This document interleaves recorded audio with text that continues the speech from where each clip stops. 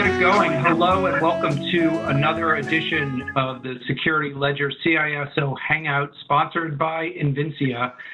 As you know, if you've been following Security Ledger, we're doing a series of one-on-one discussions with some of the top information security officers in the business. And we're talking about the job of CISO, the challenges, rewards, and of course, best practices and lessons learned. Today, we have a great conversation lined up for you. Our guest is Craig Shumard, who is the principal at the strategic security consulting firm, Shumard & Associates, LLC. Craig is the former CISO at the health insurer Cigna, a post he held for 11 years. He has more than 2 decades of experience protecting private, sensitive, and confidential information. As the CISO at Cigna, Craig was responsible for developing and overseeing the implementation of a corporate-wide information protection strategy. He serves right now as an advisor to emerging security companies, many of them, and he's a member of HP's Enterprise Security Customer Advisory Board. Craig, welcome to the Security Ledger CISO Hangout. Thank you, Paul. It's good to be here. Also with us on the line, we have Anup Ghosh, who is the CEO and founder of Invincea. Anup's with us every CISO Hangout, providing some really excellent insight and opinion on issues related to security, contemporary threats. Anup, great to have you back. Thanks for joining us. Thank you, Paul. My pleasure. My pleasure. So here we are again. We've got another great CISO on the line, and I thought where I'd start is with a little bit of context.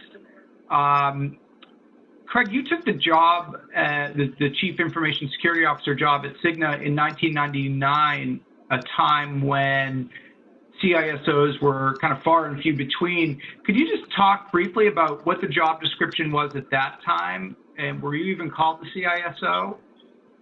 Yeah, that's a great question. Back in 1999, when I looked around the industry for models as far as either titles or job descriptions, they just really didn't exist. Probably Steve Katz was about the only one that was recognized in that particular role. So essentially, I didn't want to have to reinvent the book, but we kind of built the book because it wasn't out there. And quite frankly, the whole issue of information security had not really started to resonate across the corporate landscape. But we were fortunate in, being a little forward-thinking and starting to look at some of those issues that ultimately has boiled up to a significant issue that corporations have to deal with today. Sure. What were the issues back then that prompted Cigna to create this position of Chief Information Security Officer? What was there a particular problem in terms of the organization that position was created to solve, or what? Yeah, I think there was a recognition that there was an opportunity and that things were going to start to happen, and rather than be reactive, they wanted to be proactive. There were some folks that functioned in that type of role, but I was very fortunate in '99 to be given a blank sheet of paper to kind of build out an organization and justify what we needed to do and why we needed to do it to protect the enterprise. Right. So that was a lot of fun, quite frankly, because there wasn't a cookbook, and you kind of learned as you went along. And I think we built an organization that, quite frankly, some others started to model themselves after. Right. So you held that position for 11 years, from 99 to 2010, 2011. How did the job description change during that time, and also how did the problem change? The job changed significantly, and if you think about it, in the early 2000s, we were more concerned about the nuisance type attacks, the script kiddies, which you don't hear that much about anymore, and the viruses. I remember the I Love You virus like it was yesterday. And so it was actually the disruption to the business that was a big concern, because you could potentially have networks taken down, just by some of this traffic and activity. And not having availability in a customer service center or some other type of a venue where people expect you to be there and have the answers posed a risk. I would say that there were some basic fundamentals that we looked at and put in place that were adopted over that 10 years. However, as the decade evolved, you started to have more and more people engaged in looking at the financial aspects of crime and what they could do and where were the secrets that somebody could be rich about. I remember talking about healthcare identity theft back in 2005 and 2006, and I always got a lot of stares saying, like, how can somebody, profit off of healthcare identity fraud? Right. And now we see it today as a major issue. Right. So I don't want to say the amateurs are out, but it was the people just trying to make a name for themselves early on, and now we've seen it become big business as far as the bad guys. Yeah, Anup, what I'm hearing, I think, rings true to some of the things that we've talked about in the past as well, which is we've really transitioned from this model, from this, cyber threats, if you want to call them that, or online threats being more about nuisance and availability to really targeted and persistent and focused on your critical assets. If you're a healthcare company, that's patient health information. If you're a technology company, it might be your intellectual property. Is that something you see as well? Definitely, and hey, just for the audience's benefit, I guess a couple of notes. One, if you look in the video window, there's a silhouette button of 3 people. If you click on that, you can see all of us sort of talking at the same time. And then the other is there's a little Q&A panel, and would love to get your questions real time as we have this conversation, because Paul will draw from them. So that would be awesome to go ahead and start sending in your questions that Paul can take a look at. Good point. Thank you. Welcome. So back to the point, it is great to have that historical perspective for those of us who've been around the field for a long time. Probably the biggest difference that we see today is most of the attacks against our customers are unique, meaning when we see them, there's no signature of this attack that's known by any of the security providers that are out there. And we used to call them targeted, but oftentimes it's just the nature of toolkits where they're cranking out all these uniques. And in fact, we saw this going on in malvertising, where specific companies were targeted, ads were placed, malware was dropped with unique signatures. And, when it comes to healthcare, I think, I declared this earlier this year, where 2014 was the year of the retail breach. I think by the time we get to the end, every major retail chain will have had some sort of breach. I think 2015 will be the year that we see a lot of breaches in the healthcare space. We've begun to see some this year. There was a very high-profile incident earlier this year with a large hospital group. I think the amount of personal information you can get from these electronic health records is staggering, which in turn can be used for a lot of identity fraud.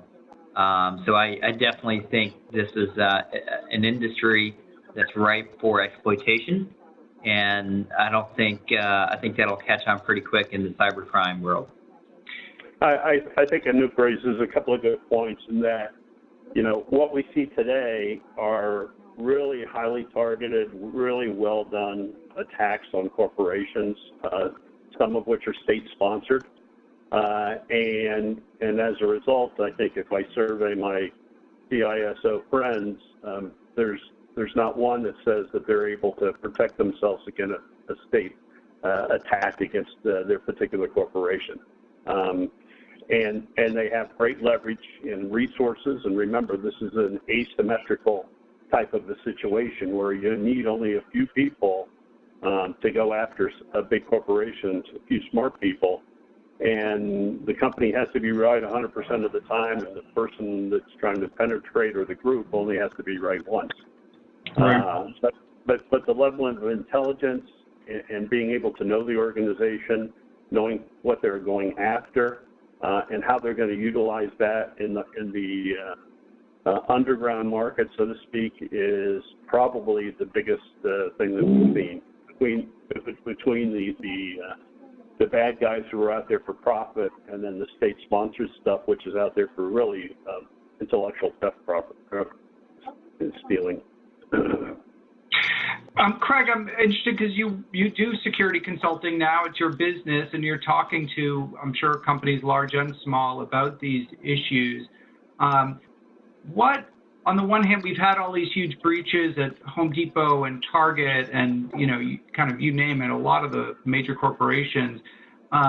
It strikes me that in many of those cases, the corporations heard about it from third parties, often Brian Krebs, a kind of independent journalist working in Washington, D.C., that doesn't tend to speak that well for whatever systems they have invested in to tell them about the posture of their internal network operations. So I'm interested in your thoughts. Where are the gaps here? Because clearly there are gaps. There's lots of gaps, and let me just kind of give you my thought on the overall marketplace.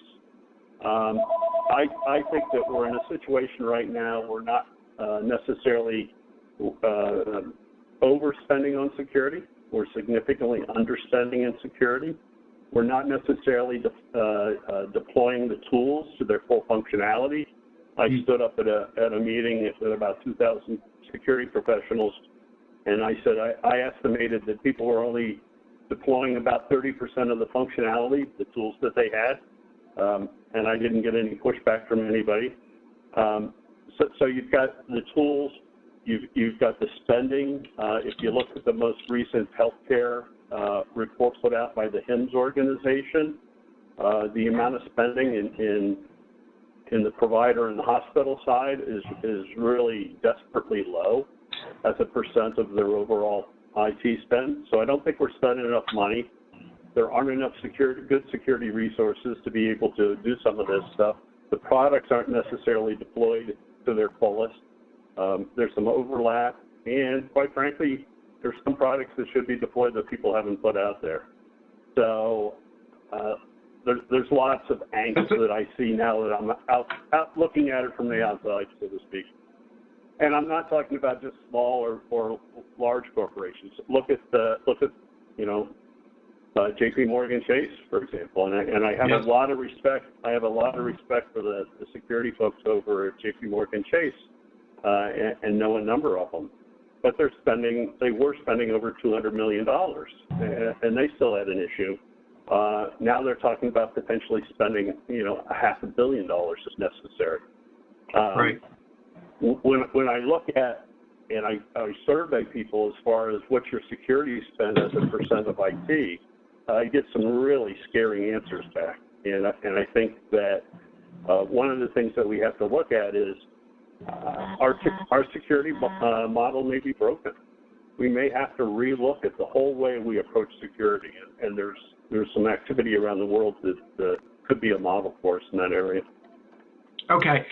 Good points. You bring up a couple things I think are worth following up on.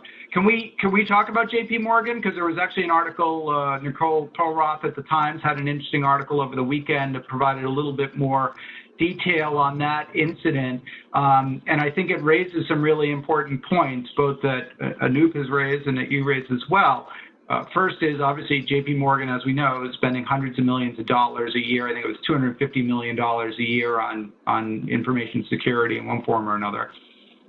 And the second was that breach, we knew it came by way of a kind of affiliated site they had set up for a charity run. And it turns out that really the attack was merely one of compromising that fairly low value asset, the website, finding the information for the registrants, many of whom were J.P. Morgan employees, and finding those employees who had reused username and password between JP Morgan assets and the website. So that's not actually a super sophisticated attack.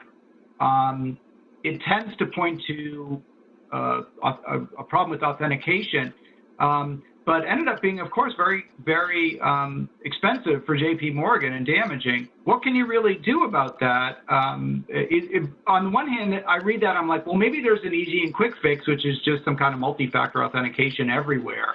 But then again, maybe it's sort of, boy, it's hard to work around human beings. It's hard to make your employees security conscious in every facet of their life. Well, we've talked about for years that probably for the last 15 years, that the password is dead. Okay, and we're still all using passwords. Yeah, and yet we have more of them than ever. Right. Yeah, I don't know about anybody else, but I just, for the fun of it, added mine up, and I have 75 passwords for various sites that I go to, right? Right. And to say that some of them aren't used at the same time would be counter to what the natural human state of affairs is. Everybody does it. One of the tricks that people used to use years ago was to set up these dummy websites to offer things that people had to log in because they knew they'd probably give the same email address and password that they use for their banking and everything else. So that was one type of an approach. I think seriously, though, we do have to look at two-factor authentication and not just give it the kind of the back of the hand. There was a number of years ago, probably 4 or 5 years ago, that the FFIEC, that manages the financial institutions, had put out some guidance around two-factor authentication based on a risk assessment. And so, everybody thought they were going to be getting hard tokens and all this other stuff. Right. And it didn't happen, and they worked around it in a compliant way, but may not have been the safest way. Right. I think that we're really going to have to address two-factor authentication both outside and within the organizations. When you look at the problems that the Google Clouds had, or Dropbox or Box, Facebook, what do? They come up with some type of a second factor authentication scheme right. for people that get a little concerned. Right. So that's one of the things. I think the other thing too is some basic hygiene, right? When you look at the Target breach, why aren't you whitelisting your point of sale terminals, right? Why isn't your critical data segmented in your data center, right? Right. Why aren't you looking at your third-party HPA guy that comes through the firewall and has untethered access to a flat network? Right. Right. There's just so much basic, what I call basic hygiene, which are the basics of security, that just aren't being implemented out there. I don't know if you saw the article in the New York Times as well around Home Depot, where they supposedly quoted a former security person at Home Depot. And at the bottom line of the article was, why do we have to worry about the security? We sell hammers. Yes, right, right. Unfortunately, there's a lot of people with that same attitude in corporate America, and right. that's disconcerting. Right. Who would target us? We're only a multi-billion-dollar company with thousands of stores spread across North America. Yeah. And your thoughts? Well, remember on Home Depot, I think the CEO said, "We sell hammers." Yeah. Sort of an infamous quote. Yeah. Hey, just one note. I don't know if it was the CEO or if it was the chief. I'm not sure if he was the chief security officer, but kind of the team lead for their security team. But there was this clearly somebody there not getting the plot, had lost the plot. Yeah. No, yeah, I mean, it was definitely a C-level executive that said, we sell hammers, basically we're not in the business of security, which just goes to sort of reinforce, everyone's in the business of security today. And also, Craig, just so you know, you sound a little faint on my end, okay. So maybe if you speak a little bit closer to the mic, it'll help. Sure. On JP Morgan, I did read that article in the Times by Nicole Perwa as well. And what was interesting, and at least something that I tweeted about was in the article itself. While they took the pains to describe this challenge website set up by JP Morgan that was compromised, and ultimately they found similar traffic, command and control traffic from that site on JP Morgan's site, which is how they kind of found out about it. They did say in the article that JP Morgan did not disclose how the breach actually happened.